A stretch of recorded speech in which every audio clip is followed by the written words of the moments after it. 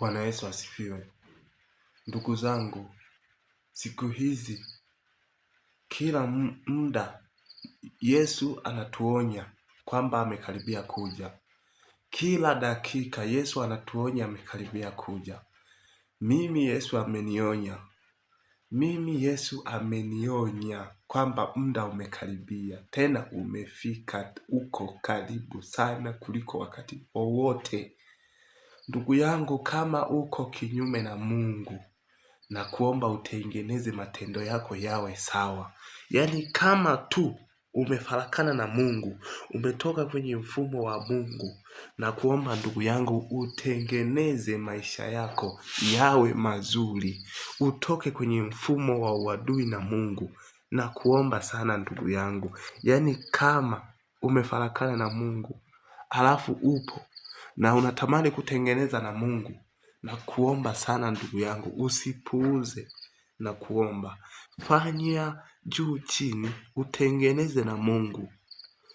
Yesu yuko karibu kurudi. Kaniambia hivi, yaani haijalishi kwamba umefanya kazi kiasi gani, umehubiri kiasi gani, umetenda mambo mengi, umetoa sadaka kiasi gani, haijalishi kwamba umesaidia kanisa, haijalishi.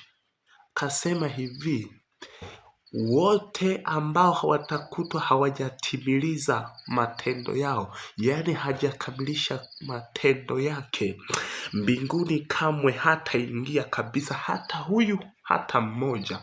Yaani wote watabaki, wote wataachwa, watakao kwenda ni wale waliokamilisha.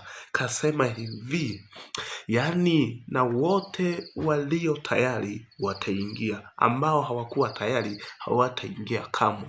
Basi mimi nakuonya ndugu yangu, tengeneza matendo yako yawe sawa.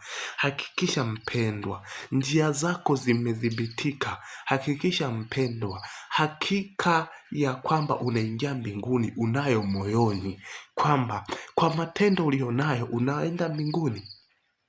Ninakuomba sana rafiki yangu, na hivi ndivyo vikwazo watu wengi sana vinawafanya wasiingie mbinguni.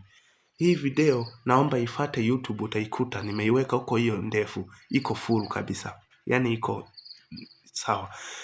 Kwa hiyo naomba uelewe, watu wengi watashindwa kuingia mbinguni kwa vitu vichache. Sio kwamba alikuwa mzinzi, sio kwamba alikuwa mwongo. Yaani hakuwa na dhambi nyingi, makosa ni machache. Kosa la kwanza litakalo wafanya watu wengi wasiingie mbinguni ni kuto kumsogelea Mungu kwa njia ya maombi na kujinyenyekesha. Kosa la pili ni kuto kusoma Biblia. Kwa sababu kuto kusoma Biblia ndio kunatufanya tuwe mbali na Mungu, alafu tunakuwa karibu na mitandao. Asilimia kubwa mtu unaweza kumkuta yupo mtandaoni, alafu kwenye Biblia na siku hata 3 kabisa hajawahi kusoma Biblia. Mwingine hata wiki kabisa. Na wengine Biblia mmeziweka kwenye simu. Mna hatari na nyie. Sina maana mbaya sana, lakini za kwenye simu kuwe nazo makini. Kwa hiyo ndugu yangu, nachokushauri, tokea sasa, tokea wakati huu, chukua hatua, yaprove maisha yako, yatengeneze maisha yako, safisha maisha yako, tengeneza upya. Haijalishi kwamba hauna dhambi, yasafishe maisha yako yawe mazuri zaidi. Hakikisha maisha yako yawe mazuri zaidi. Nitakupa vitabu kadhaa hapa vya kukuweka sawa. Kitabu cha kwanza kinatoka katika kitabu cha Walawi sura ya 19 mstari wa 27. Inasema hivi, msinyoe denge wala msiharibu pembe za ndevu zenu wala pembe za vichwa vyenu. Nadhani nimeanzia kwenye kichwa na kwenye ndevu. Kwa hiyo ndugu yangu, kama unajua unanyoaga funky yoyote, yaani usinyoe funky ya aina yoyote, kwa sababu Yesu anasema sikuja kuivunja torati bali kuitimiliza. Msizania kwamba nalikuja kuivunja torati. Nyie ambao mmeokoka sasa hivi mnakutana na watu ambao wanasumbua. Kwa hiyo ninakwambia usizanie kwamba Yesu alikuja kuvunja maneno ya Mungu. Sio. Ila Yesu alikuja kutimiliza makusudi ya Mungu. Kwa hiyo mimi ninachokuambia kwa hivi, cha kufanya wewe, Hakikisha maisha yako unayatengeneza na kuwa sawa. Sawa. Nyie mnaonyoa funky, mnaochonga, mnapaka na bleach, ndugu yangu, mko kwenye hatari. Alafu na nyie mnaosuka manywele ya bandia, acheni. Mnaoweka mawigi, acheni. Mnaoweka makorokoro, acheni. Sawa. Kwa sababu Biblia iko wazi. Biblia iko wazi. Tukizungumzia masuala ya kusuka, kitabu cha Wafalme wa Pili sura ya 9 mstari wa 30 inazungumzia wazi. Na aliyekuwa anafanya hivyo aliyeruhusiwa 30. Inazungumzia kuhusu mwanamke Yezebeli, mtoto wa Sidoni, sio mwana wa Israeli huyo, mtoto wa Sidoni. Sasa nataka nikwambie hivi. Kwa hiyo kuna vitu vingine watu wengi mmedanganywa. Wanawake mapambo ya kichwani ni kujipeleka jehanamu. Mwanamke mapambo ya miguu ni kujipaka rangi.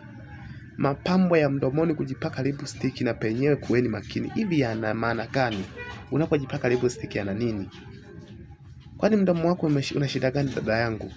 Mdomo wako una shida gani? Kwa nafikiri mdomo wako atakupenda? Labda awe muhuni, lakini kama sio muhuni mume wako, ni mtumishi wa Mungu, ni mtakatifu. Hata hawezi hata akakupendea maurembo. Mume wako hawezi akakupendea makorokoro. Mume wako hawezi akakupendea vikorokoro makusuka. Unajisumbua tu mpendwa. Mume wako ili akupende, kuna vitu viwili tu vya kufanya. Cha kwanza, mpende Mungu kwanza wewe, na umheshimu Mungu wewe. Cha pili, umpende tu mume wako na umsikilize kwenye mambo yanayofaa yote. Kama ataleta mambo yasiyofaa, usimsikilize. Lakini mambo yote yanayofaa msikilize. Mume wako atakupenda, atakuheshimu.